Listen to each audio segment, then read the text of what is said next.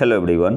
आज हम लोग देखेंगे करंट अफेयर मॉक टेस्ट का सेट नंबर 17 जो कि बिहार दरोगा 1799 पोस्ट बीपीएससी एईडीओ बीएसएससी सीजीएल या किसी भी स्टेट पीसीएस के लिए like BPSC 72 UP PCS prelims 2026 के लिए इम्पोर्टेंट है। तो आते हैं पहले क्वेश्चन पे और हाँ, चैनल को सब्सक्राइब जरूर कर ले। भारत का एकमात्र पूर्ण विकसित विदेशी एयरबेस आयनी एयरबेस किस देश में स्थित है? मैं यहाँ पे ऑप्शन नहीं पढ़ूंगा, सीधे आंसर बताते हुए चलूंगा। तो ऑप्शन डी आपका यहाँ पे सही आंसर होगा, तजाकिस्तान। भारत का एकमात्र पूर्ण विकसित विदेशी एयरबेस जिसका नाम क्या है, आयनी एयरबेस, किस देश में स्थित है? तो जो आयनी एयरबेस है वो आपका तजाकिस्तान में स्थित है। ऑप्शन डी आपका यहाँ पे सही आंसर होगा। अच्छा, ये न्यूज़ में क्यों बना हुआ है? तो हाल ही में भारत ने तजाकिस्तान स्थित आयनी एयरबेस से अपने कर्मियों और उपकरणों को वापस बुला लिया है। यह उसका यानी भारत का एकमात्र पूर्ण विदेशी सैन्य अड्डा है जिसे भारत ने लगभग 2 दशकों तक विकसित और रख रखाव किया था। तो आयनी एयरबेस किस देश में स्थित है? तो तजाकिस्तान। और यह भारत का एकमात्र पूर्ण विकसित विदेशी एयरबेस था। आप यहाँ मैप में देख सकते हैं, ये आपका आयनी एयरबेस जो कि कहाँ स्थित है, तजाकिस्तान में स्थित है। और यह जो अफगानिस्तान में वाखा कॉरिडोर है, यहाँ से 20 किलोमीटर की दूरी पे स्थित है। अगले क्वेश्चन पे आते हैं, कौन सा प्राणी उद्यान भारत का पहला पूर्णतः सौर ऊर्जा संचालित चिड़ियाघर है? तो आपका कौन सा है, बनेरघट्टा जैविक उद्यान। ऑप्शन ए आपका यहाँ पे सही आंसर होगा। कौन से राज्य में है? आपका ये कर्नाटक में है। और नंदनकानन प्राणी उद्यान ये आपका है उड़ीसा में, ये आपका है उड़ीसा में। अगले क्वेश्चन पे आते हैं, कौन सा भारतीय नौसेना जहाज बहुपक्षीय अभ्यास मालाबार 2025 में भारत का प्रतिनिधित्व कर रहा है?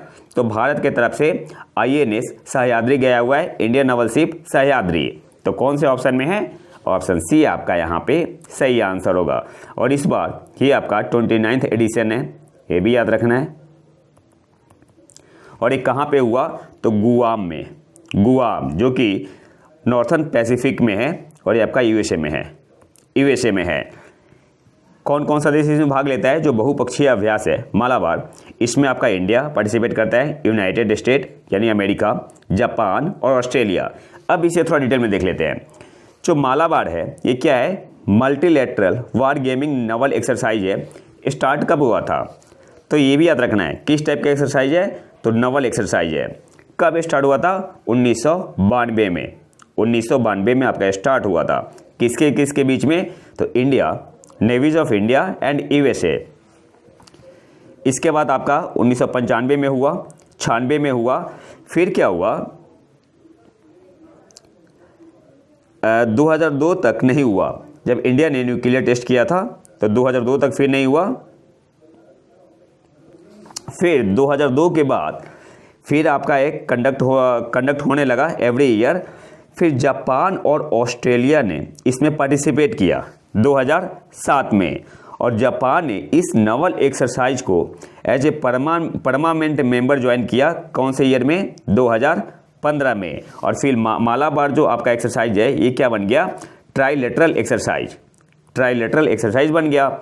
जापान ने कब as a permanent member join किया था मालाबार एक्सरसाइज को? 2015 में। वैसे जापान और ऑस्ट्रेलिया ने पार्टिसिपेट किया था 2007 में, लेकिन जापान ने अस्थायी सदस्य के रूप में यानी परमानेंट मेंबर के रूप में ज्वाइन किया था इस एक्सरसाइज को 2015 में। तो ये आपका मालाबार बन गया ट्राइलेटरल एक्सरसाइज।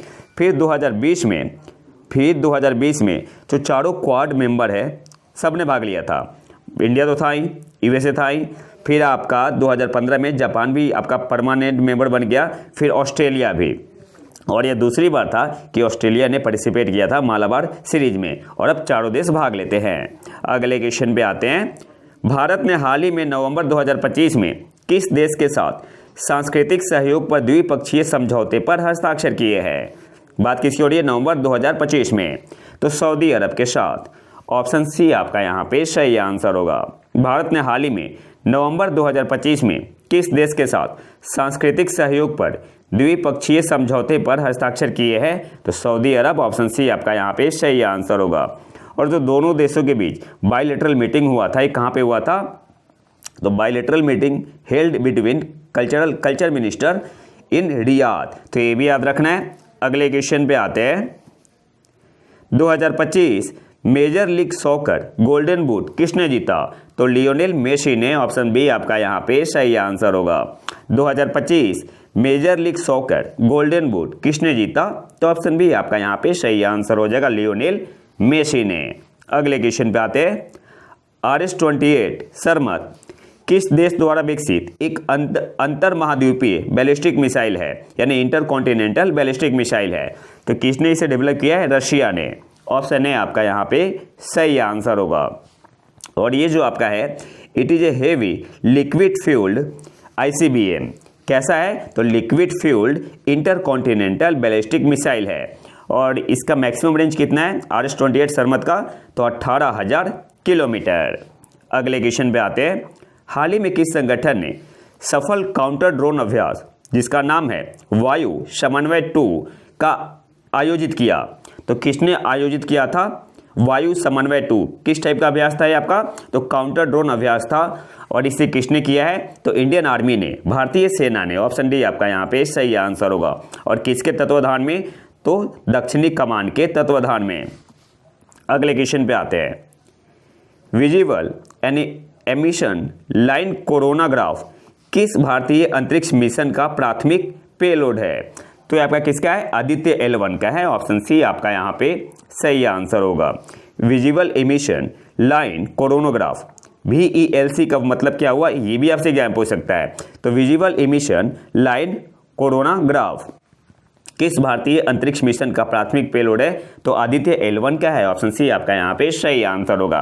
अच्छा, ये न्यूज में क्यों बना हुआ है? तो हाल ही में भारतीय खगोल भौतिकी संस्थान के वैज्ञानिकों ने भारत के आदित्य L1 मिशन पर visible emission line coronagraph payload का उपयोग करके कोरोनल मास इंजेक्शन के महत्वपूर्ण मापदंडों का अनुमान लगाने के लिए नासा के साथ सहयोग किया है। इसलिए आपका एक करंट अफेयर में बना हुआ था। इसके अलावा VELC का मतलब क्या हुआ? विजिबल एमिशन लाइन कोरोनाग्राफ, जो कि प्राइमरी पेलोड है किसका? भारत के आदित्य L1 मिशन का। अच्छा, आदित्य L1 मिशन को किस लॉन्च व्हीकल से लॉन्च किया गया था? तो PSLV C-57। कब किया गया था? 2 सितंबर 2023 को। यहाँ से भी एग्जामिनेशन पूछ सकता है। अगले क्वेश्चन पे आते हैं। लद्दाख की कौन सी 2 फसलें अंतर्राष्ट्रीय अंतरिक्ष स्टेशन पर नासा के क्रू 11 प्रयोग का हिस्सा है? तो सी बकथॉर्न और Himalayan Tartary buckwheat. Option B आपका यहाँ पे सही आंसर होगा। और इंपॉर्टेंट क्वेश्चन है, ऐसा क्वेश्चन एग्जाम में आता है, खासकर UPSC और स्टेट PCS में। लद्दाख की कौन सी 2 फसलें अंतर्राष्ट्रीय अंतरिक्ष स्टेशन पर नासा के क्रू 11 प्रयोग का हिस्सा है? तो सी बकथॉर्न और Himalayan Tartary buckwheat. Option B आपका यहाँ पे सही आंसर होगा। अब यहाँ से कुछ इंपॉर्टेंट पॉइंट देख लेते हैं। जो आपका सी बकथॉर्न है, इसे ठंडे रेगिस्तानी फल के नाम से भी जाना जाता है। यह पोषक तत्वों से भरपूर है और लंबी अवधि के अंतरिक्ष मिशनों के लिए उपयुक्त है। और इसे लद्दाख गोल्ड भी कहा जाता है। जो आपका लद्दाख गोल्ड भी कहा जाता है। और जो हिमालयन टार्टरी बकव्हीट है, यह गेहूं का यह ग्लूटेन मुक्त पोषक तत्वों से भरपूर विकल्प प्रयोग का एक महत्वपूर्ण हिस्सा है, जो माइक्रोग्रेविटी यानी सूक्ष्म गुरुत्वाकर्षण में अंकुरन के दौरान जीन सक्रियण और चयापचय प्रक्रियाओं पर केंद्रित है। तो आपको बस मेनली नाम याद रखना है। और सी बकथॉर्न को लद्दाख गोल्ड भी कहा जाता है, बस इतना काफ़ी है। अगले क्वेश्चन पे आते हैं। नवंबर 2025 में energy efficiency services limited, short में से क्या बोलते हैं, EESL, ने किस राज्य में भारत की सबसे बड़ी भूतापीय ऊर्जा प्रौद्योगिकी पायलट परियोजना की घोषणा की? तो कौन से राज्य में की है? आंध्र प्रदेश में। ऑप्शन ए आपका यहाँ पे सही आंसर होगा। नवंबर 2025 में एनर्जी एफिशिएंसी सर्विसेज लिमिटेड यानी EESL ने किस राज्य में भारत की सबसे बड़ी भूतापीय ऊर्जा प्रौद्योगिकी पायलट परियोजना की घोषणा की? तो आंध्र प्रदेश में। ऑप्शन है आपका यहाँ पे सही आंसर होगा। और ये जो आपका है EESL, इसे कहाँ पे इंस्टॉल करेगा? तो एक आपका है अराकू वैली, ये भी याद रखना है, और दूसरा आपका है विशाखापट्टनम, ये दोनों नाम आपको याद रखने हैं। इसके अलावा ये जो आपका प्रोजेक्ट है ये यूटिलाइज करेगा जियोथर्मल सिस्टम, किसके जैसा, like earth air tunnel EAT system, अर्थ एयर टनल सिस्टम। अब आपसे पूछ सकता है कि इट सिस्टम में, इट का मतलब क्या हुआ, earth air tunnel system and ground source heat pump, किसके लिए, for eco friendly heating and cooling. तो आपको यहाँ से याद रखना है इट का मतलब क्या हुआ, अर्थ एयर टनल, और GSHP का मतलब क्या हुआ, ग्राउंड सोर्स हीट पंप।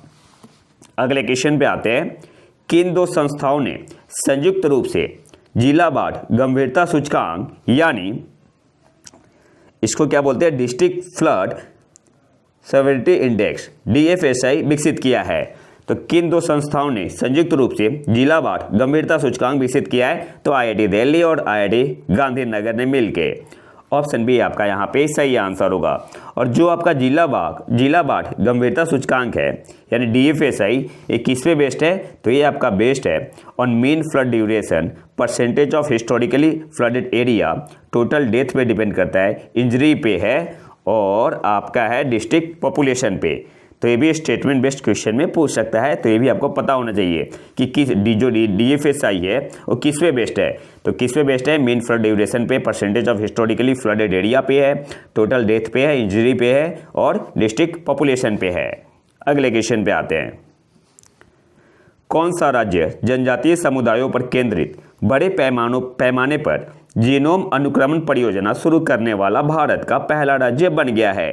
तो कौन सा राज्य है, गुजरात है। ऑप्शन ए आपका यहाँ पे सही आंसर होगा। कौन सा राज्य जनजातीय समुदायों पर केंद्रित बड़े पैमाने पर जीनोम अनुक्रमण परियोजना शुरू करने वाला भारत का पहला राज्य बन गया है, तो गुजरात। और गुजरात ने आधिकारिक तौर पर वर्ष 2025 को भगवान बिरसा मुंडा की 150वीं जयंती के उपलक्ष्य में आदिवासी गौरव वर्ष, ट्राइबल प्राइड ईयर के रूप में घोषित करेगा।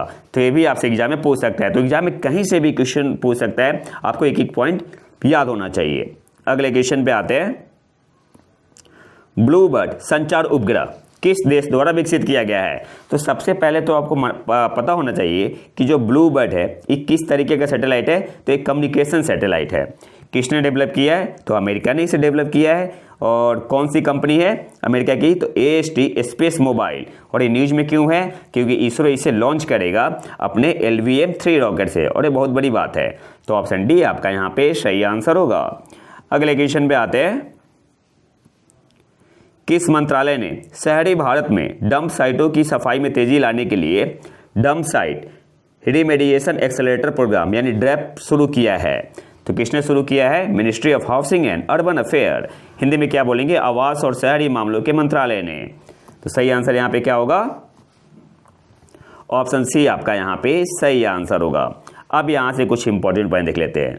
Ministry of housing and urban affair ने लॉन्च किया है ड्रैप का मतलब क्या हुआ, dump site remediation accelerator program. तो ये इंपॉर्टेंट है, ये आपसे पूछ सकते हैं कि DRAP stands for dump site remediation accelerator program. और ये जो प्रोग्राम है किसके अंडर है, तो अंडर स्वच्छ भारत मिशन अर्बन 2.0।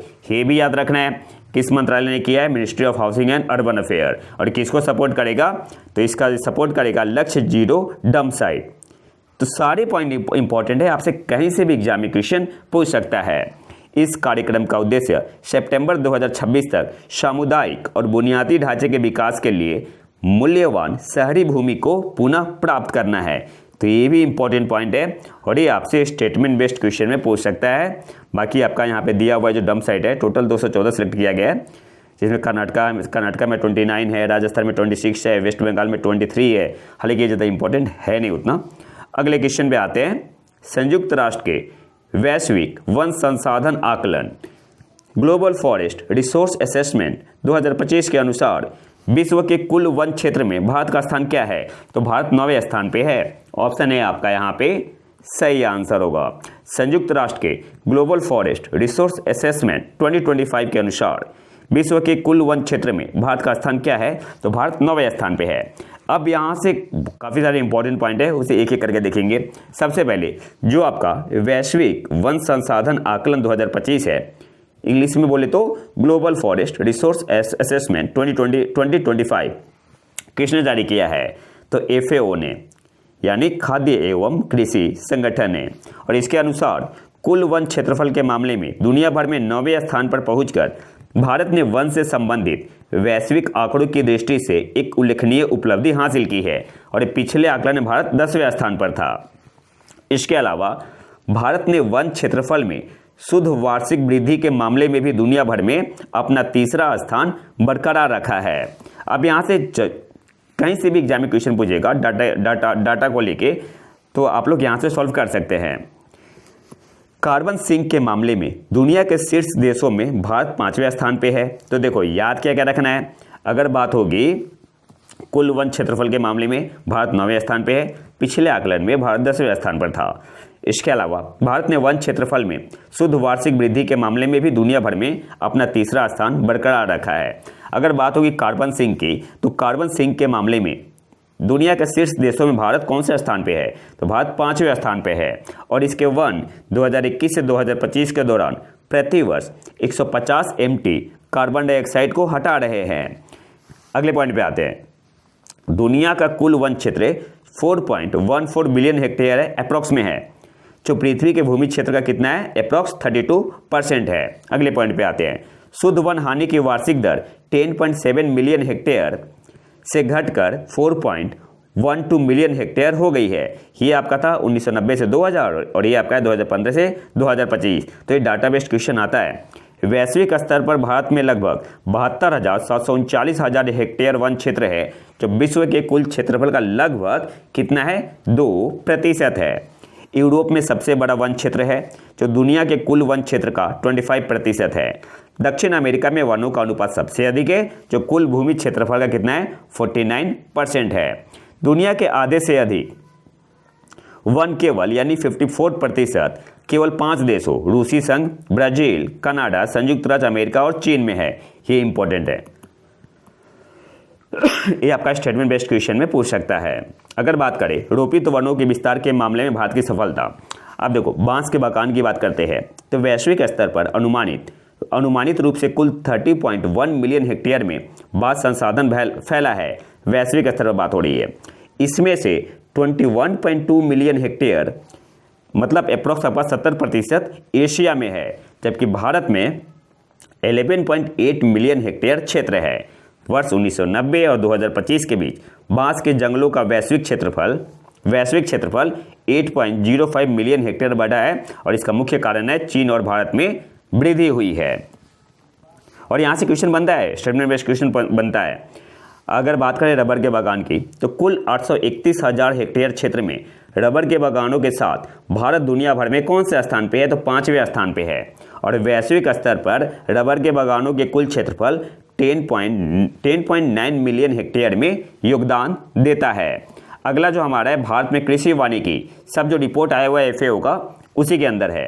कृषि वानिकी के तहत कुल क्षेत्र, तो भारत और इंडोनेशिया को मिलाकर एशिया में कृषि वानिकी के तहत आने वाले कुल क्षेत्र का लगभग 7% हिस्सा आता है। अगर एशिया की बात करें तो भारत और इंडोनेशिया को मिलाकर, ये पॉइंट है, की पॉइंट है, भारत और इंडोनेशिया को मिलाकर एशिया में कृषि वानिकी के तहत आने वाले कुल क्षेत्र का लगभग 7% हिस्सा है और इसका कुल क्षेत्रफल कितना है, 39.3 मिलियन हेक्टेयर है। और अगर वैश्विक योगदान की बात करें तो भारत और इंडोनेशिया मिलकर वैश्विक स्तर पर कृषि वानिकी के तहत आने वाले कुल क्षेत्र का लगभग 70% हिस्सा बनाते हैं, जो लगभग कितना है, 55.4 मिलियन हेक्टेयर है।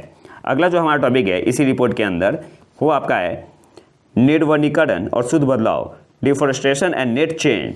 तो भारत ने 1990 से 2025 के दौरान वन क्षेत्र के मामले में शुद्ध वृद्धि दर्ज किया है और इस वृद्धि के क्रम में वनीकरण के प्रयासों के कारण हुए नुकसान की तुलना में वन क्षेत्र का विस्तार कहीं अधिक हुआ है। ये की पॉइंट है, ठीक है। यह वृद्धि कुछ देशों में वनों की कटाई में आई कमी और कुछ अन्य देशों में वन क्षेत्र में हुए विस्तार का परिणाम है।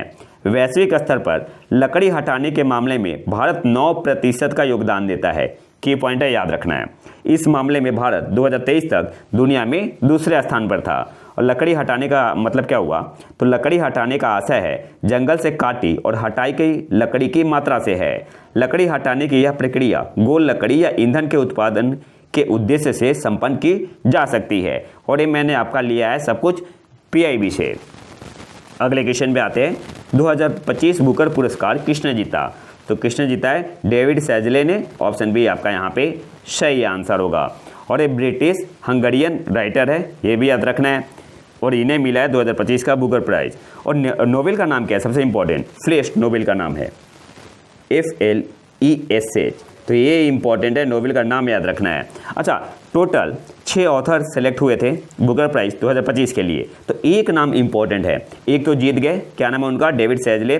किस बुक के लिए? फ्लेश के लिए, ब्रिटिश हंगरियन राइटर है। और एक भारत की तरफ से किरण देसाई थी, किस बुक के लिए शॉर्ट लिस्टेड हुई थी? The loneliness of Sonia and Sunny.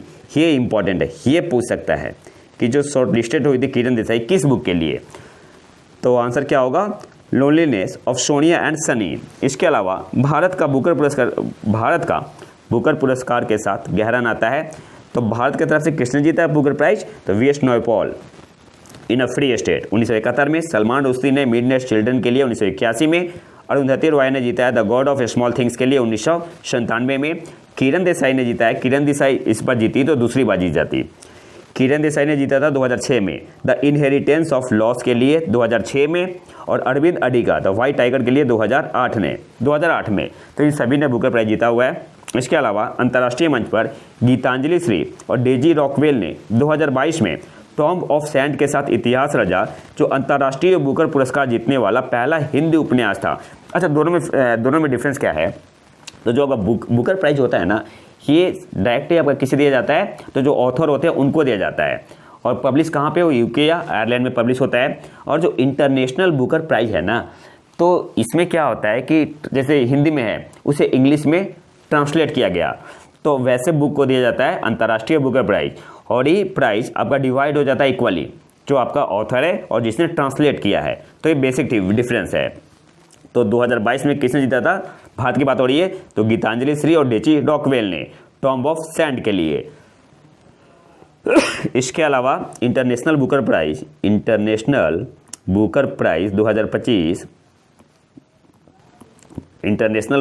2025 किसने जीता था? तो हार्टलैंड, बानू मुश्ताक द्वारा लिखी हुई किताब थी, कन्नड़ में थी, ठीक है, कन्नड़ में थी। और इसे ट्रांसलेट किसने किया था? दीपा अवस्थी ने। तो हालांकि दिया गया हार्टलैंड को, और अवार्ड जो था, जो प्राइज था, वो डिस्ट्रीब्यूट किया गया इक्वली। बानू मुश्ताक ऑथर थी और दीपा अवस्थी क्या थी? ट्रांसलेटर थी। तो ये बेसिक डिफरेंस होता है दोनों में, बुकर प्राइज में और इंटरनेशनल बुकर प्राइज में। अगले क्वेश्चन पे आते हैं, फुजियान विमान वाहक पोत को हाल ही में किस देश की नौसेना में शामिल किया गया? तो ये आपका चीन का है और काफ़ी स्ट्रांग है, और ये चीन का तीसरा एयरक्राफ्ट कैरियर है। और इस जो आपका फुजियान है विमान वाहक पोत या एयरक्राफ्ट कैरियर, ये आपका दूसरा ऐसा कैरियर है जिसने यूज किया है इलेक्ट्रोमैग्नेटिक कैटापुल्ट्स, ठीक है, अभी से जो भी कहते हो। और इससे पहले कौन था? तो पहला आपका था USS गेराल्ड R4, ये आपका यूज करता था इलेक्ट्रोमैग्नेटिक कैटापुल्ट्स। और दूसरा कौन सा है? फुजियान बना है। अगले क्वेश्चन पे आते हैं, पहला बिम्स्टेक भारत समुद्री अनुसंधान नेटवर्क सम्मेलन किस शहर में आयोजित किया गया था? तो ये आपका आयोजित किया गया कोची में। ऑप्शन ए आपका यहाँ पे सही आंसर होगा। अब यहाँ से कुछ इंपॉर्टेंट बात देख लेते हैं। ये आपका पहला, अच्छा, ये बाइनियल कॉन्फ्रेंस है, ये भी याद रखना है, ठीक है, बाइनियल कॉन्फ्रेंस है, और पहला हुआ है कहाँ पे? कोची में हुआ है।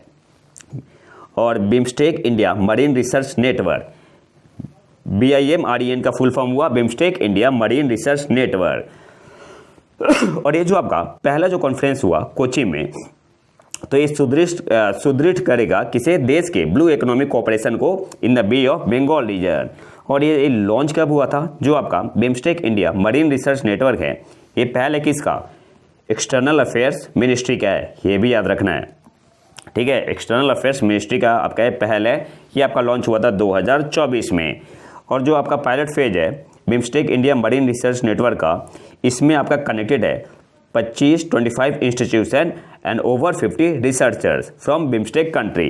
तो ये इस पॉइंट को भी आपको याद रखना है। इसके अलावा the event serve as a milestone in advancing regional cooperation, किसमें? In marine research and sustainable blue economy initiative. और focused on marine challenges, ecosystem health and research innovation.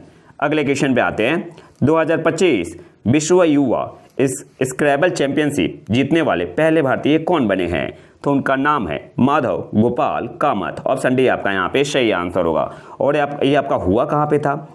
तो जो विश्व युवा स्क्रैबल चैंपियनशिप 2025 था, ये आपका हुआ था कोलमपुर मलेशिया में हुआ था, और ये दिल्ली से है।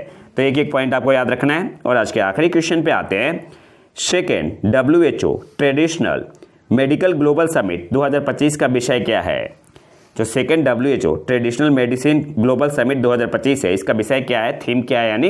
तो इसका थीम है restoring balance the science and practice of health and wellbeing. Option A आपका यहाँ पे सही आंसर होगा। और ये आपका नेक्स्ट मंथ होने वाला है भारत मंडपम नई दिल्ली में, ये भी याद रखना है। इस समिट को को होस्ट कौन कर रहा है? तो द समिट इज को होस्टेड बाय द WHO तो होगा ही, वर्ल्ड हेल्थ ऑर्गेनाइजेशन। और मिनिस्ट्री कौन सी है? तो आयुष मंत्रालय, मिनिस्ट्री ऑफ आयुष।